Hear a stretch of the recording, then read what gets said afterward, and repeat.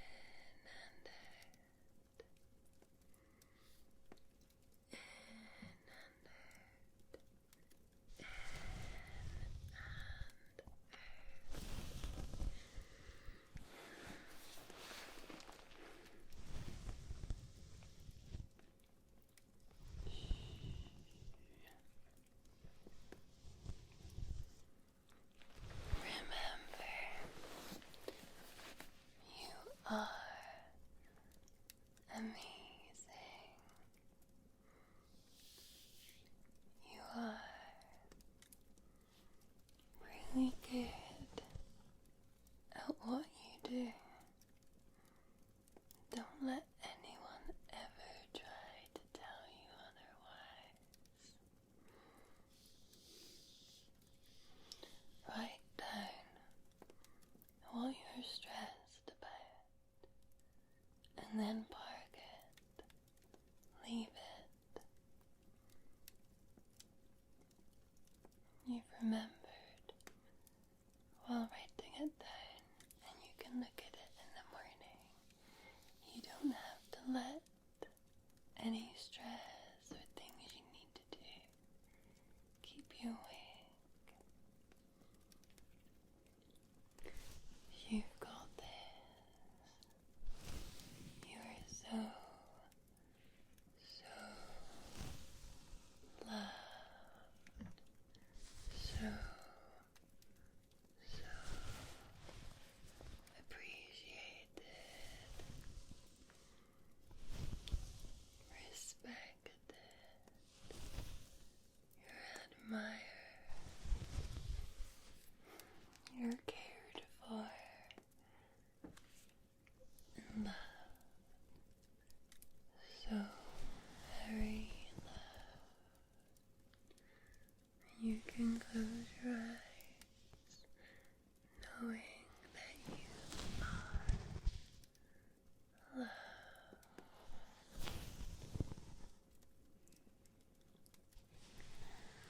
Close those eyes.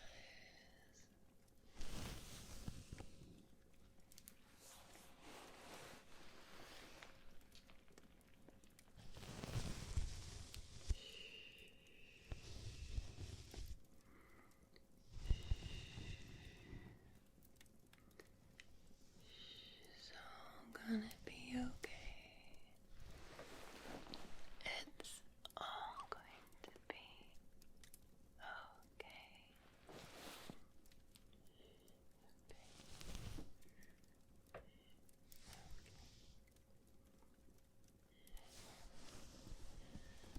It's all gonna be okay.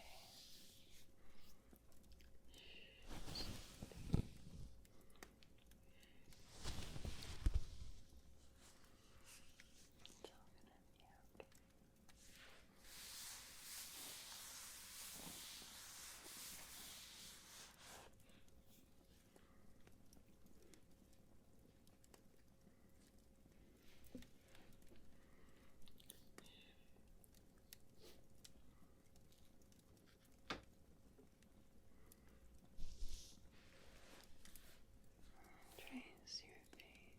You got your eyes, your eyebrows, your nose,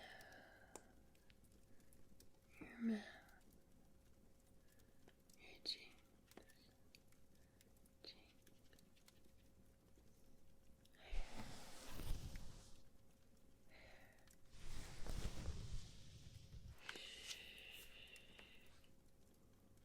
It's all okay. It's all okay.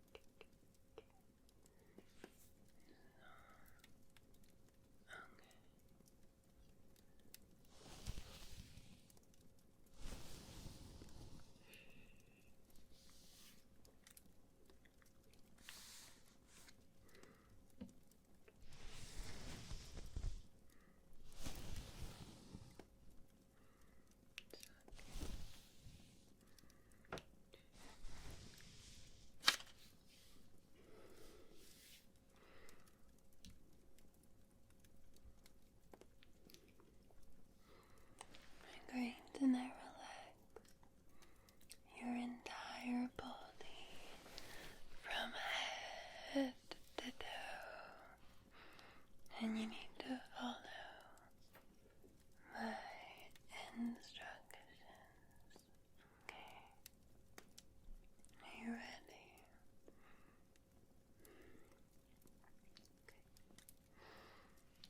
So,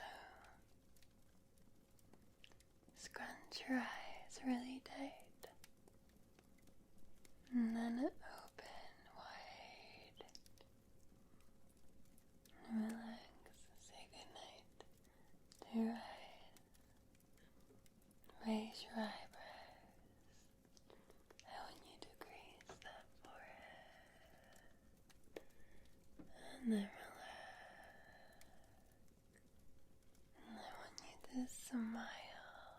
really widely. Smile. Smile.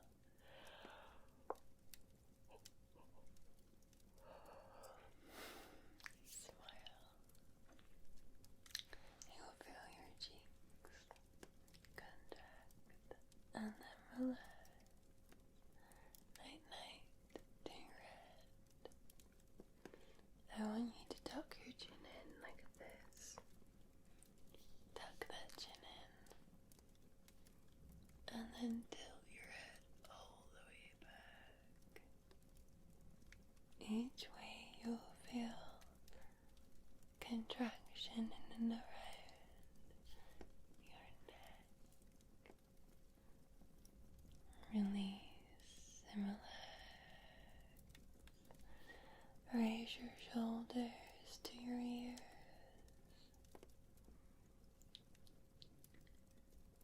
Stretch, stretch, stretch. Tuck, tuck, tuck. Contract, contract, contract. And then relax and release. Flex your arms this way and then that way. Feel both your triceps and biceps contract. And then release. Rotate your wrists.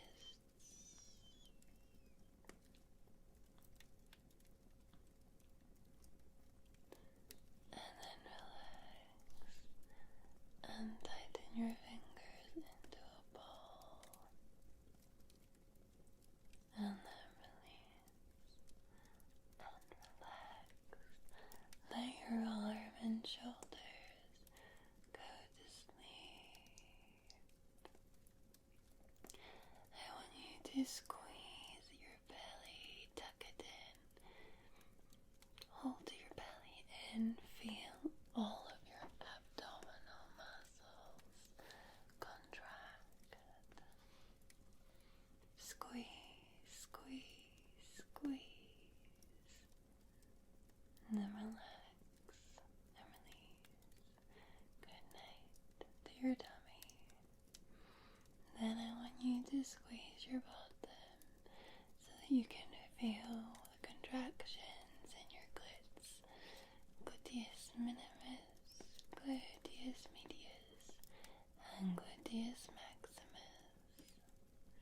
Squeeze, squeeze, squeeze. And then relax and release. Let them go to sleep. And then I want you to bend your knees. And you'll feel all of the muscles in and around your knees contract, contract, contract, contract. And then release and relax. Go to sleep. And then I want you to flex your foot. Bring your toes towards you and you'll find your calves and your Achilles heel will contract. And then release. And then I want you to rotate your ankles. Feel all your ankle muscles contract. And then relax and release. And then I want you to scrunch your toes and feel the balls of your feet and the soles of your feet contract, contract, contract. And then I want you to relax and release. We have relaxed your entire body from head all the way to your tippity tippity tappity toes. You're now fully relaxed in a tranquil state.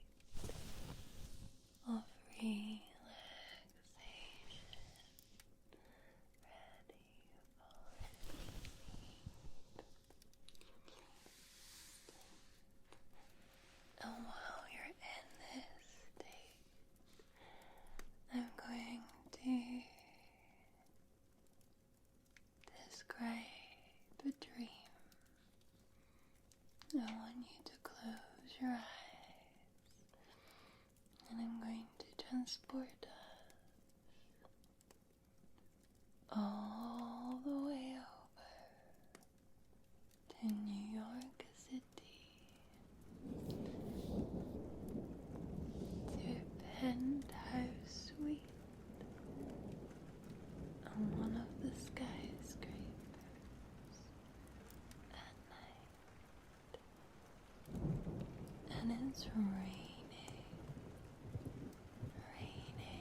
with thunder and lightning flashes through the skies. And we are sitting on a beanbag each on the floor in front of the floor-length windows. We have a blanket draped over her knees. It's a warm blanket, cozy, and in her hands we have a mug of silky smooth hot chocolate with whipped cream and marshmallows. And the two of us are watching out the window, watching the rain pitter patter, and the lightning brightening the night sky. We can see little dots of yellow taxi queuing and filtering round all the streets. Can see people rushing along, no umbrellas to be seen because of the lightning. Lots of red lights from the tail lights of the cars. An occasional rumble can be heard of the underground as it passes on by. You can see the Hudson in the distance, black almost, in the darkness. And it's raining, it's pouring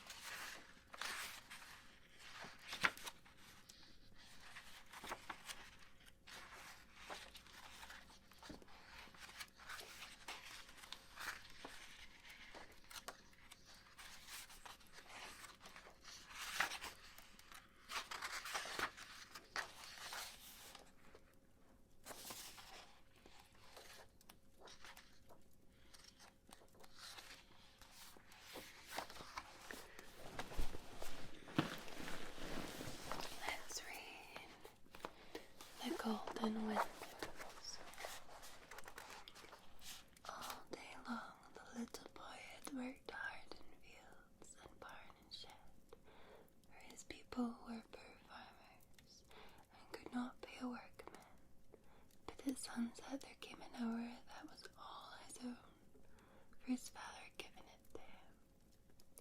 Then the boy would go to the top of the hill and look across at another hill that rose some miles away. On this hill stood a house with windows of clear gold and diamonds. They shone and blazed so that it made the boy wink to look at them. But after a while the people in the house put shutters up, as it seemed, and then it looked like any common farmhouse. The boy supposed they did this because it was supper time, and then he would go into the house and have his supper of milk and bread, and so to bed. One day the boy's father called him and said, "You've been a good boy and have earned a holiday. Take this day for your own, but remember that God gave it, and try to learn some good thing." The boy thanked his father, kissed his mother, and put a piece of bread in his pocket, and started off to find the house with the golden windows. It was pleasant walking. His bare feet made marks in the white dust, and when he looked back, the footprints seemed to be following him and making company for him. His shadow too kept beside him and would dance or run with him as he pleased, so it was very cheerful. By and by he felt hungry. He sat down by a brook that ran through the alder hedge by the roadside, ate his bread and drank his water. Then he scattered the crumbs for the birds as the mother had taught him to do so, and went on his way. After a long time he came to a high green hill, and when he had climbed the hill there was a house on the top, but it seemed that the shutters were up, for he could not see the golden windows. He came up to the house, and then he could well have wept, for the windows were all of clear glass, like any others, and there was no gold anywhere around them. A woman came to the door and looked kindly at the boy and asked him what he wanted. "I saw the golden windows from our hilltop," he said, "and I came to see them, but now they're only glass." The woman shook her head and laughed. "We are poor farming window people," she said, "and are not likely to have gold about our windows, but glass is better to see through." She bade the boy sit down on the broad stone step at the door, brought him a cup of milk and a cake, and made him rest. Then she called her daughter, a child of his own age, and nodded kindly at the two and went back to her work. The little girl was barefooted like himself and wore a brown cotton gown, but her hair was golden like the windows he had seen, and her eyes were blue like the sky at noon. She led the boy about the farm and showed him her black calf with a white star on its forehead, and he told her about his own at home, which was red like a chestnut with white forefeet. Then when they'd eaten an apple together and so had become friends, the boy asked her about the golden windows.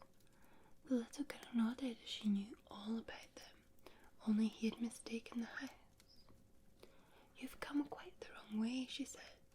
"Come with me and I will show you the house with the golden windows, and then you will see for yourself." They went to a knoll that rose behind the farmhouse, and as they went, the little girl told him about the golden windows could only be seen at a certain hour, about sunset. "Yes, I know that," said the boy.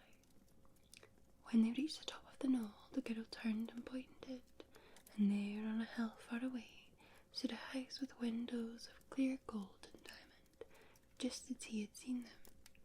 And when they looked again, the boy saw that it was his own home.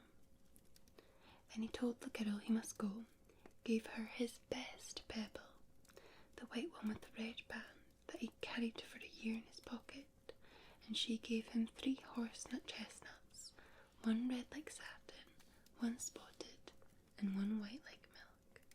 He kissed her and promised to come again, but he did not tell her what he had learned, and so he went back down the hill, and the little girl stood in the light sunlit line, The way home was long, and it was dark before the boy reached his father's house, but the lamplight and firelight shone through the windows, making them almost as bright as he'd seen from the hilltop. And when he opened the door, his mother came to kiss him, and his little sister ran to throw her arms about his neck, and his father looked up and smiled from his seat by the fire. "Have you had a good day?" asked his mother. Yes, the boy did a very good day. "And have you learned anything?" asked father. "Yes," said the boy.